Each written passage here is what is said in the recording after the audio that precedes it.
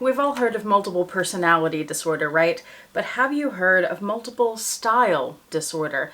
Probably not, because I just made it up. This is where you identify with more than one style. Imagine that. And you accumulate things related to those different styles, and over time you find that your space has become cluttered and not cohesive. I would bet that most, if not all of you, can relate to this. And in this video, I will probably have more questions than answers, but we're going to dive into some of the challenges of multiple style disorder, and then I'm very interested to hear how you have dealt with it, or at least tried, because it can be very challenging. So stay tuned.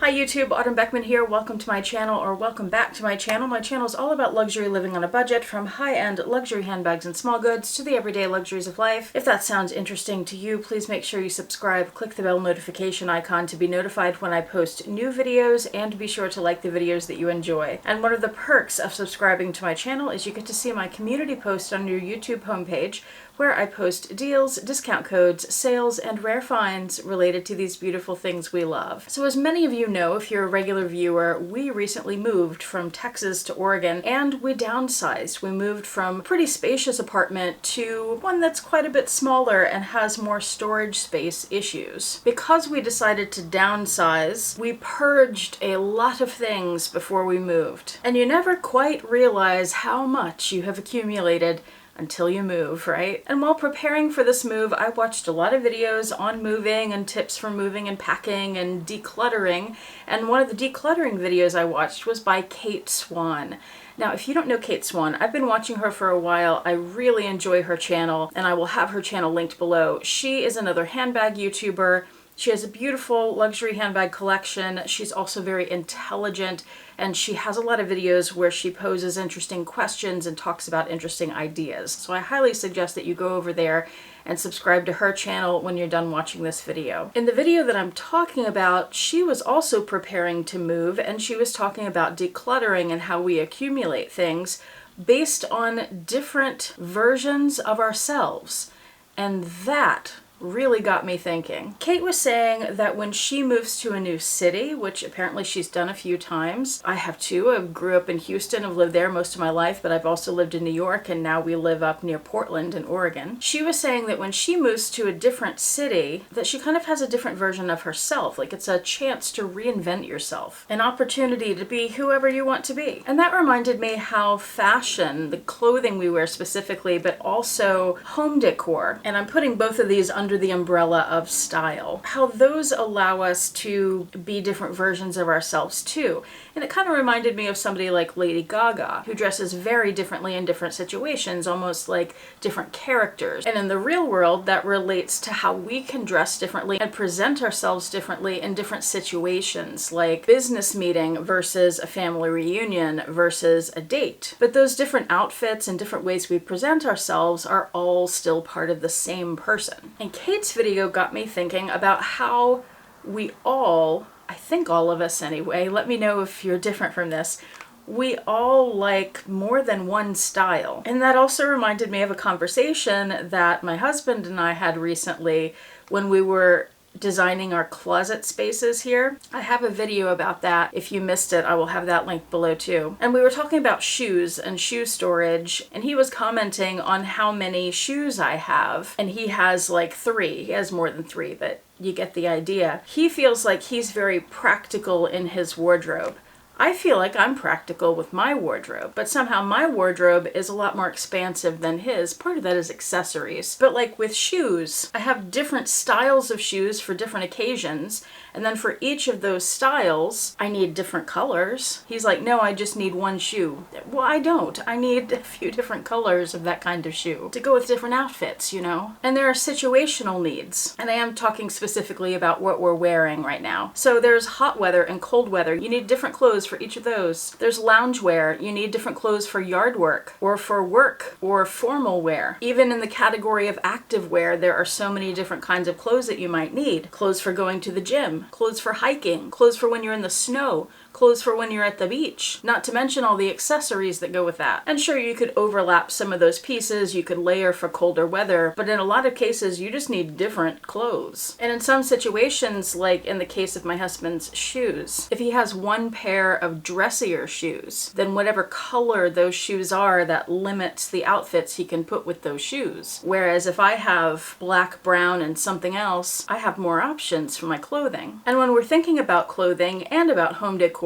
a lot of us are also thinking of our aspirational selves. Who do we want to be? Or of our future selves. Who do we want to be someday? And how can we have a piece of that now? And then for a lot of us, we need accessories for these different outfits and situations. Different jewelry, different bags, different shoes. Unless you decide to go super minimal, but for those of us, the accessories are where we tend to play. So if we go minimal with those and really limit ourselves, well, that's just no fun. And we haven't even gotten into style. Like, what is your personal style? What kinds of clothes do you like to wear? What are you drawn to? Do you like tailored clothes? Polished? Do you like really casual pieces? Soft? Edgy? Really colorful? Really neutral? Do you like texture? Do you like things loose or fitted? Do you like a playful look or a serious look? A romantic look? A goth look? There is so much to consider. So what do you do when you're drawn to more than one style? Do you have a little bit of everything you like? Will that all go together? Or do you limit yourself to one style so that you don't accumulate so much from all the different things you like? I know personally I have struggled my entire life when I have tried to have a space around me or a wardrobe that feels curated. It feels planned and it all goes together. It's cohesive and it looks really nice. Like out of a magazine. But one of the reasons I have never been able to achieve that is because I like so many different styles. How about you? Have you found that you've had the same issue? So for example, in this new YouTube studio where I'm standing now, and I have a video on that I will also link below, 2 videos actually. One is talking about the furniture and how I set the room up, and the other is a tour of what's in here. This is the first space I've ever had where I designed it basically from scratch. I did bring the 2 bookcases behind me and one more just like it that's off camera, but otherwise almost everything in here in terms of furniture is brand new. Now typically when I'm picking out furniture, I'm attracted to darker woods like espresso colors, but I started switching over to the white furniture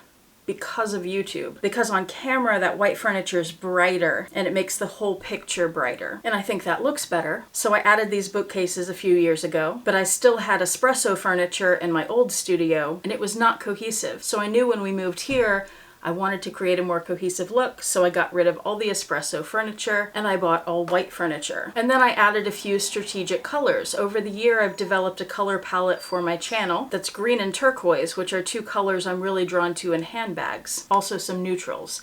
So that's what I've put on the shelves behind me, but it's also what you see in my room. If you watch the office videos, you'll see that. My rug has those colors and my little bench couch thing has those colors. And because I was very conscious that I wanted a cohesive look and I wanted the white furniture and I knew my colors already, I was able to plan for this before we moved and create this space that's not necessarily cluttered with a lot of things that don't work together. Now that said, I did still bring some things with me that I haven't put up in the room yet and maybe never will because they don't go with this decor. For example, there's a box on the shelf above me full of the Oaxacan art that I love, and I've shown that in some previous videos. They're little wooden figurines that are hand painted in very bright colors. It doesn't go with the style in this office at all, but I love those pieces and I don't want to get rid of them. One of the things Kate Swan talked about in her video is decluttering. That was the whole point of that video. And she was talking about how it can be difficult to let go of some things because they have sentimental value or they were gifts, and maybe you feel guilty about getting rid of it because of that, or maybe you feel guilty about getting rid of something because you'll lose money on it. And how you just kind of need to get over that, because if you keep something that you don't really want, you're going to kind of feel bad about that too. And if you get rid of it, then you'll forget about it for the most part. And one of the things I pulled from that too, and connecting that to our different selves, is that sometimes we hold on to things. I think a lot of us do this. Things that are connected to previous versions of ourselves. This is the second time that Paul and I have downsized. This is our fourth apartment. We went from big apartment to smaller, and then to much bigger, and then back to smaller again. And I'm sure the next space we move to,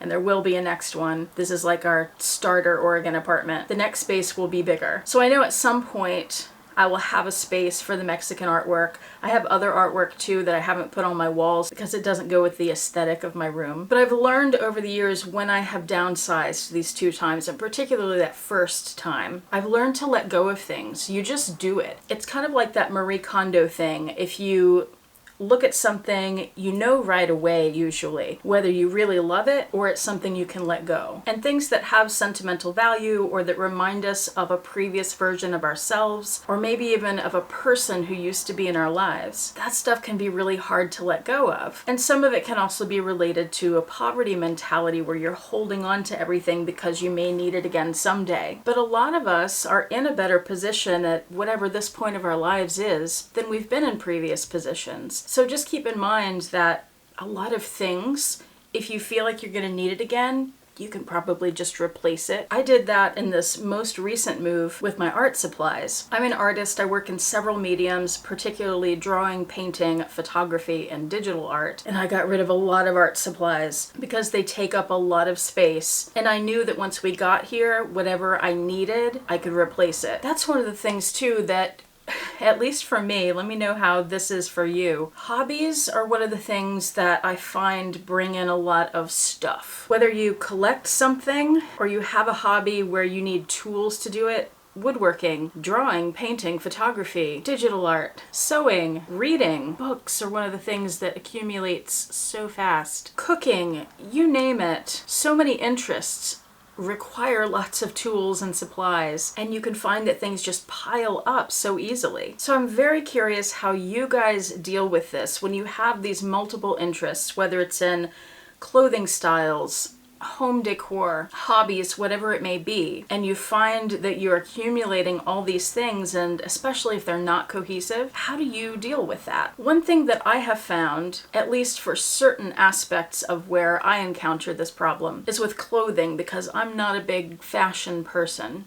I've never cared that much about clothes, and I know that's obvious to many people who watch my channel. Although I do think I've gotten a little better about it at least. But a few years ago, and I'll link this video below too, I started watching videos about capsule wardrobes, and I decided to do one, and I made a whole video about it. And I've stuck with that really well. The biggest thing for me with that was figuring out the color palette that I wanted to be in. So I'm not just buying any piece of clothing that I might like, I'm sticking to certain colors. For me, that started with green and blue, and then neutrals like whites, browns, grays, blacks. I have expanded that a little bit and added a little bit of purple, so I'm on the cool side of the color palette there. But I think for me it has to be a deep purple and not like a lavender. So I wear those colored tops and I wear jeans. And I tend to go with solid colors. I have a couple of patterns in my wardrobe, but mostly I stay away from patterns because where I add the interest to the outfits is in the accessories. I love the idea, since I am so into accessories, handbags, and jewelry, I love the idea of having a wardrobe that is like the canvas to support those pieces. And a wardrobe I really don't have to think much about because I can pull, and this is one of the things with capsule wardrobes,